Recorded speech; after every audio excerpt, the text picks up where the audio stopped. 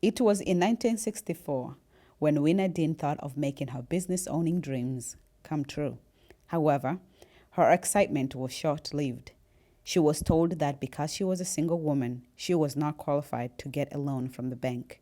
As a single woman, could not, even though I had a business, could not get the mortgage. I just didn't know what to expect, and I said, I've got an established business right here in Main Street. I said, I've got collateral, I've got the business people that I deal with.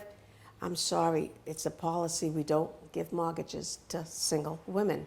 And it wasn't just that bank, because I tried other places, and that was the thing of the time back then. A woman could not. So like that saying goes, we've come a long way. With the help from her father, she started what is now one of the oldest businesses on Onset. My parents, that's why they're there, signed the mortgage for me. And I paid them the mortgage monthly. Then when I got married, because it was Mr. and Mrs., then they could change the mortgage over and everything to both their names. From a small room on a Union Street, the Hairdo Haven Salon soon was under construction for a larger building geared to fit the need of the community. This time, Winna was not a single woman, but she still needed her father's help in order to build the new salon. However, the help did not come without a condition, one that ended up changing Winna and Tarra's lives forever. And with the extension and everything else, I needed more money. And my dad, God bless his soul, said, well, you've done a lot for me. He says, I want you to take this investment, put it in the shop. Is Tarra going to work for you? She was working in Plymouth at the time. Mm-hmm. Is that going to be Tarra's place? Dad, I don't know. She said she doesn't want to own a business.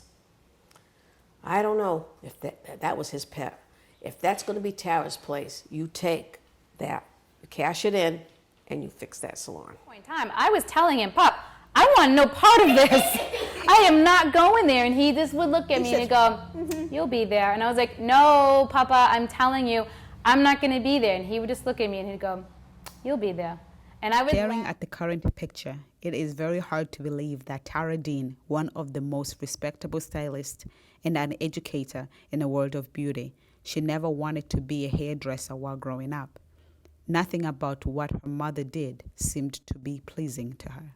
And I never came into the salon unless I needed money. Typical kid. I'm not going to work behind a thing and stand on my legs all day. Not me. This is about when she's about 10 years old. Not me. Off the door she go. Yeah, I would remember going into a salon, again, only when I needed money, because that's what you do as a kid. Yes, yeah. And I grew up down the street, so I'd get off the bus station, come in, ask for some money to go get some candy. And back then, you know, this is the 70s, 80s, and everyone would come in for their shampoo sets. And she had an older clientele. So there'd be, 10 dryers lined up against the wall. They'd all be under the dryer, smoking away. Gossiping, because you could smoke back then, smoking away, lined up under the dryer chairs, gossiping. So that didn't look fun and appealing to me. Yeah. So I would come in and she would go, now you go over there and say hello, because all of her clients would have known me since she carried me, since I was born. And I would go down the road and they'd go, oh, Tarra, look at you, you're getting so big. And I would hate it, but I'd roll, hello, Mrs. So-and-so, hi. And they'd reach their hand in and give me a quarter and go, don't tell your mother. And they would hand me a quarter and I'd or some little bit of change in money and I'd go down the row and say hello to all of them. They adored me because they watched me grow up. Oh, you're getting so big. And then at least once or twice, so when are you going to be a hairdresser just like your mother? And I'd go, ew, no, brat. My mother would yell at me. So I saw a slightly different side of it growing up. So I didn't want to be a hairdresser. This industry called upon me. I did not go after it. I'm still not 100% sure how I ended up being a hairdresser, but I went to a vocational school. And a good one, too. Thank you. I went to a vocational school with zero desire to be a hairdresser, and my best friend wanted to be a hairdresser. And we were like, they called us frickin' frack. We were like this. So we were always together, and she was like, please, please take cosmetology with me. And I said, absolutely not. I had no desire, and she begged me and begged me and begged me. And you know, when you're young, you just want to be with your best friend. I didn't know what I wanted to do, but I knew what I didn't want to do. Yes, yeah. So when it came that day, still remember, there was a piece of paper, and you had your first choice and second choice. Yeah. And she was there, and she's like, you have to put it. So I wrote cosmetology, the littlest, tiniest letters. And on second choice, I picked painting and decorating. Yeah. So there was still a creativity, and I circled it. And I put it in huge, bold letters, painting and decorating. And above it was cosmetology, little teeny word. They put me in cosmetology. I failed my first 3 years. I hated it. I was miserable. It was the tough love from her mother and a few mentors along the way that made Tarra realize that maybe, just maybe, being a hairdresser was more than playing with the hair, but rather it is creative art that she too can find love in. And then while I was thinking, Mom, you're the worst mother ever, what she said to me, and I'll never forget it, she said, anything I can teach you, I will teach you anyway. But you need to learn the way of the land in the real world and get out there in a real get out there and get a real job and not just come work for your mother. I think she knew in hindsight, you know, I probably would have got away with murder, and I wouldn't have learned, I wouldn't be where I am today if she didn't give me that push to get out there and have real world experiences with other bosses and learn what's right and what's wrong. So that at the time I thought was mean, now I realize it was just tough love. The first real job I got was in Lakeville. By a woman named Patricia Mavridis, who is a big part of who I am today, by far. I give her lots of credit. I think there's always people that help you get to where you are. Yes. She's one of them, so she was able to see through the hot mess that I was. I think I was wearing like stretch pants and a sweater, but not a pretty sweater. I don't think my hair was done really nicely. And I kind of went in, but she did a very thorough interview, and she asked a lot of questions so she could see the real me and see the passion that lies behind my eyes and not like how I looked. And so she did hire me, and she was an educator. So she got to be, you know, and she had a little talk with me on, okay, so here's how you should dress. And I'm gonna have one of our stylists fix your hair a little bit and, you know, pull you together. And I was an assistant for her for a little bit before I quickly went on the floor and then helped her start another salon. Yes. So she kind of helped me get to where I needed to be. Wow. Winna has able to witness an extraordinary transformation in her daughter's journey from being a hairdresser to a name-recognized hairdresser with the respect of many successful hairstylists in the industry. But the best part is, so she said, well, here's what we're going to do. And this is how I think I became who I am now. She said, I'm going to take you to a hair show in New York. At that time, IBS hair show. That was our big shows, the convention was in New York. It was the biggest hair show that the country had back then in New York at the Jacob Javits Center. And it fills up the whole entire Jacob Javits Center. So huge show. Big she said, come with me. So I didn't know what to expect. Again, I'm only used to seeing shampoo sets and, you know, cute little old lady styles. And so I walked in, and the music is pumping, there's speakers from the floor to the ceiling, and these amazing models with mohawks and purple hair and blue hair in the coolest, edgiest clothing. My eyes popped out of my head, and I'm like, this is what it's really like out there. And so I looked on the stage, and there was a woman up there, and she was doing this haircut, and she looked so cool up there. And I just was drawn to the stage, just like, oh. And in that one, from that one show, changed everything. TarraDean is not just a hairstylist, but also an educator. She has held many speaking engagements in the large cities such as New York and Boston, using her knowledge and experience to help others rise to the challenge. We just did one called Destination, and it was in Orlando, and there was almost 5,000 people there. How does that feel to get up and be the only speaker, and you have 5,000 people listening, just staring at you to acknowledge what you're saying? How do you prepare? It is hard, and I've been blessed to get some great training into it, but for me, it is actually the opposite of what most people happen. I get excited. Like, so yeah, the nerves are there, and you shake, and your knees are buckling a little bit, but it's a combination of good nerves and adrenaline and excitement. It's not oh my God, I'm gonna die. Like, oh my God, what? It's more like I can't wait to get out there and share with them something that's gonna make them better. All I want to do for them is make them a little bit better than they were the day before when they go back into the salon. A new hair cutting technique or a new color. I thrive off of that because that's how I got to where I was from other educators inspiring me. So if I can inspire someone else to be better than they were the day before in the salon, so I get more excited. So I don't care whether I'm talking to 3 people in a small salon class or in front of 5,000 people or more, I have the same amount of nerves and energy either way. For Matrix to put me as the only female hair cutter out of a team of 15 says from Matrix that in their opinion, I am the top female hair cutter in their company. That's huge.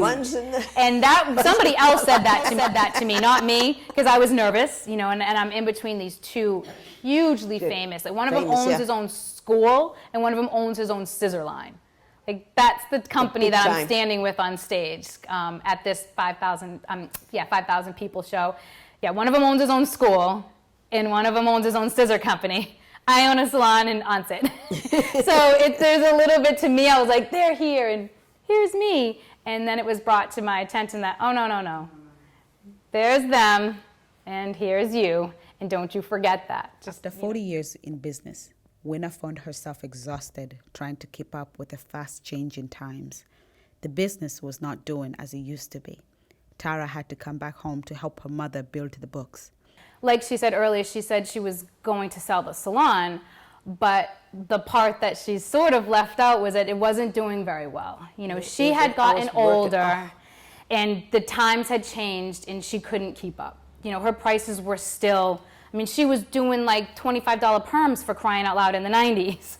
Her clientele got older, she got tired, she tried hiring people, and it didn't work, so it was just basically her and this other woman, Joanne, that had worked for her forever. Yep. And when Joanne left, she was sort of just fending for herself. I then felt like the worst daughter in the world. Because here I am traveling the world as an educator, making this other salon tons of money, and my mother's business is like going down the tubes, and she's struggling. So then I felt like the worst daughter ever. She let me, she never said, are you gonna come take over my salon? Are you gonna come work for me? She never even told me how bad the business was doing until I got here.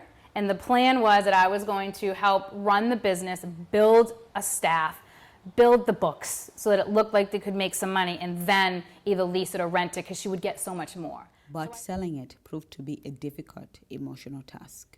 I was going to sell the place after I got so that I was going to retire. I was going to sell it. And she said, you're not selling this place. We had a woman that was going to buy it. And the morning that she was supposed to sign the papers and finish it, I woke up that morning. I did not have a good feeling. I didn't know why. I thought maybe I had a dream of some sort. I just know that it didn't feel right.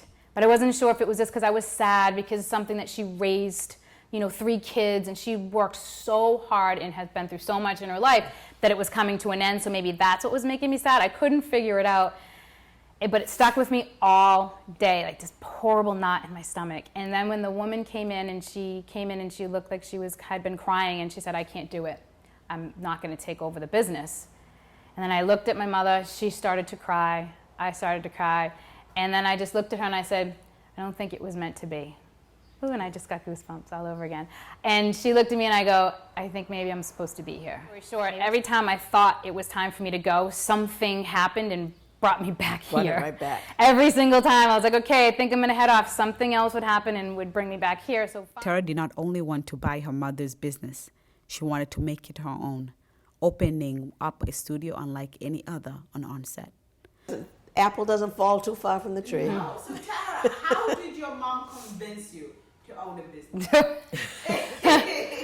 I don't think she convinced me. I will say she really let me do what I wanted to do. I said, well, if this is going to be mine, then I'm going to change it completely and make it mine. She says, close your eyes. So my dream when I took it over, I wanted a big city talent, but a small town comfort. And I said, there's got to be a way to marry the two, where you have the talent of going into Boston or going on Newbury or into New York, but you have the comfort and the fun and down-home feeling of a small town. So that was my goal, and I can't believe that I was able to create it, but I have. So we have a very talented staff.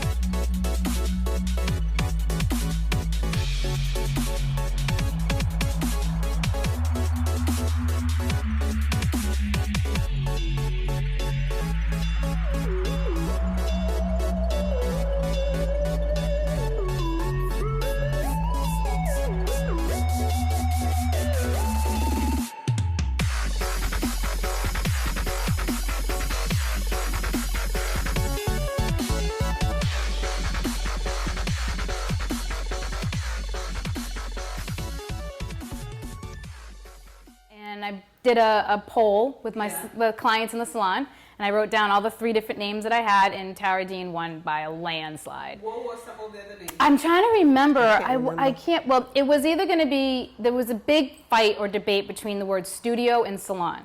Oh. She didn't like the word studio. She's like, how are they, it's a salon, how are they going to know what it is? Studio, you'll think of somebody taking pictures. Yeah, and that was a big, even with the clients, they were like, I think dance studio, I think photographer, and I said, you know, studio, like that's big in New York, in LA, like, you know, salons are studios, and I was Googling all your top salons, quote unquote, and really big name salons, and they all had the name studio, and I said, well, I want to be different.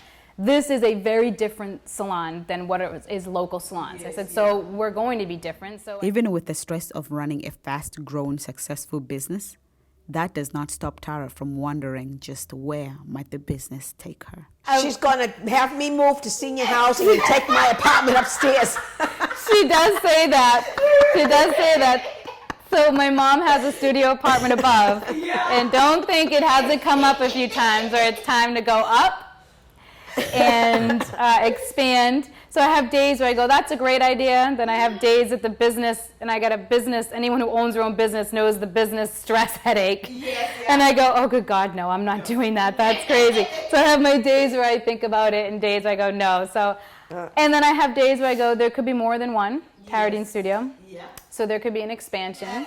So I just recently added massage therapy and eyelash extensions to the portfolio. Very recent. I just built a beautiful studio downstairs, and it's a nice private little spa type thing for massage and eyelash extensions. So my massage therapist, who's insanely talented, and she's does needleless acupuncture, and she does cupping, and she has like a portfolio that's this big of all the different things. She's more of a healer. She just is a spiritual healer that helps people that have pain and people that suffer from a wide variety of health issues. So she's not just a fluff and buff massage therapist. She's really into the whole thing of just overall health and beauty. So she fits in here perfectly.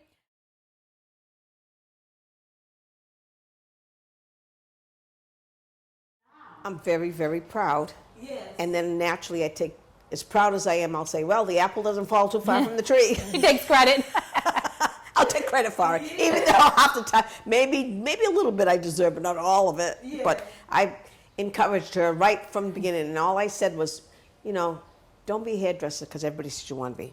Whatever you do, I want you to do because you like it.